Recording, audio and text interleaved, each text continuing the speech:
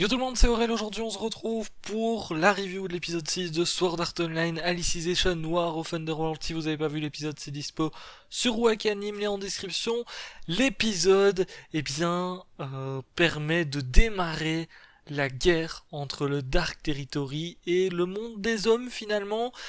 Et il faut avouer que on est sur le premier épisode et donc sur vraiment le début de la bataille et ça pète déjà de partout. C'était hyper joli en tout cas, franchement à ce niveau-là, même si c'était des attaques. Bon, pour le moment, on voit pas vraiment de personnages que l'on connaît énormément. Je sais que beaucoup attendent le retour de Kirito, etc. Et puis même Alice ici, ben on la voit pas se battre, mais malgré ça, on a eu des scènes vraiment incroyable au niveau de l'animation, au niveau de la beauté du truc. Il y a des petits trucs qui m'ont un petit peu dérangé, j'ai envie de dire.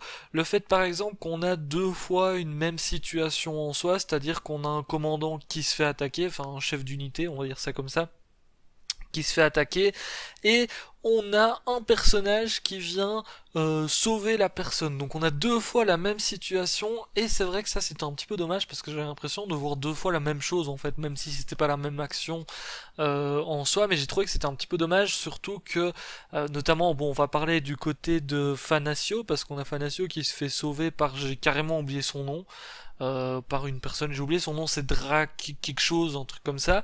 Et j'ai trouvé ça un petit peu dommage parce qu'on nous montre la mort en mode ça touche Fanasio, ce qui s'est passé ça touche Fanasio, sauf que ben pour nous c'est un personnage qu'on avait quasiment pas vu, qu'on avait même pas vu en fait jusqu'ici.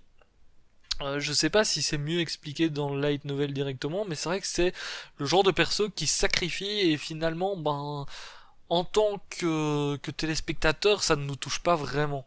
Ouais, finalement, c'est vrai que nous, on est là, on regarde le truc.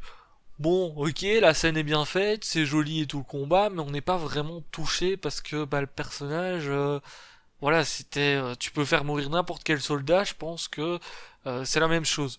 Pour nous, en tout cas, de notre point de vue, c'est vrai que c'est la même chose, donc c'est un petit peu dommage. Après, on voit un petit peu la puissance des deux camps aussi. Bon, on voit un petit peu plus la puissance du camp du monde des hommes, parce que il le sous-titrait comme ça, donc on va appeler les gentils comme ça, on va dire.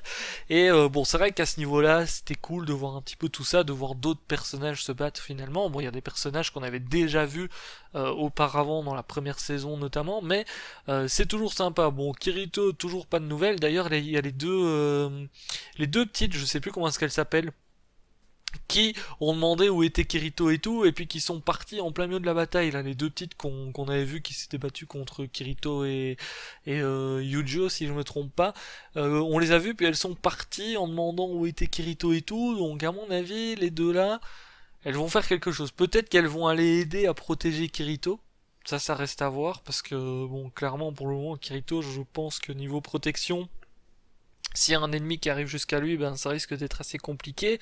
On a Alice qui est dans le ciel sur son dragon et qui se prépare à lancer un Genkidama, on va dire ça comme ça, hein, parce qu'elle crée une grosse boule au-dessus d'elle. Bon, d'ailleurs, les OST aussi, juste l'OST, quand elle commence à créer sa boule d'énergie là au-dessus d'elle, ah, j'étais en mode ah ouais quand même parce que bon c'était vraiment bien foutu et tout pour une simple action comme ça en soi. Ils nous ont sorti des bonnes musiques et tout, donc ça vraiment ça fait plaisir. On est vraiment dans la guerre là pour le coup. On a le petit moment aussi où on a l'orque qui pète un câble. Il faut que j'en parle de ce petit moment là parce que c'est vrai que c'est un moment assez chelou finalement parce qu'on a le l'orque qui pète un câble parce que pour une fois dans sa vie il a peur et surtout il a peur d'une humaine et donc ça bah ça lui a jamais arrivé auparavant donc lui il se demande ce qui se passe donc il a peur, il a envie de fuir mais d'un autre côté ben il se dit ok non je fouille pas et il lutte contre lui-même en fait hein, tout simplement il lutte contre sa peur contre son sentiment de peur et ça le fait complètement péter un câble il a même attaqué ses alliés hein. On a carrément son cube, son âme, on va dire, qui se connecte à celle de Fanasio et ça empêche Fanasio de bouger. Donc il y a des petites choses qui vont se passer, je pense, dans cette guerre. Je pense qu'on est tous impatients de voir peut-être l'arrivée d'Asuna, de voir aussi ce qu'Alice va faire. finalement, parce qu'on suit plus Alice dans cette saison que Kirito et Asuna, enfin à voir quand Asuna sera là bien entendu, et bon Kirito on verra aussi s'il arrive à se protéger. En tout cas, bon voilà, il y a le petit côté en mode il va y avoir beaucoup de morts qui me fait un petit peu peur, parce que pour nous, on est sur des épisodes qui vont être remplis d'action finalement, mais qui vont pas forcément nous toucher. En tout cas, je pense que ça va être comme ça parce que à mon avis, les prochains, enfin peut-être le prochain épisode encore, on sera sur un épisode comme celui-ci, ça va être joli à voir et tout. On va voir des morts, mais bon, pour nous, bah, ça sera juste une mort parmi les autres, en fait, tout simplement. Bon, on va voir un petit peu ce qu'Alice va faire quand même, parce que Alice, apparemment, elle préparait quand même quelque chose d'assez gros derrière, donc on verra à ce niveau-là ce qu'elle va nous faire. Et puis il y a aussi le chevalier qui est parti se cacher, là qu'on a vu au tout début, je sais plus son nom exactement, mais il est parti se cacher tout simplement, il a fui le combat. C'était un truc du genre Renry ou quelque chose comme ça, je sais plus son nom, qui va très certainement avoir son importance parce que si on nous le montre comme ça veut tout dire. Hein, finalement, ça veut tout dire, ça veut dire qu'il va avoir son importance à un moment donné.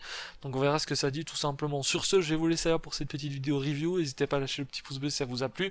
Si vous avez des petites choses à ajouter, n'hésitez pas en commentaire, des petites théories et tout. Je vous laisse là, ciao, ciao!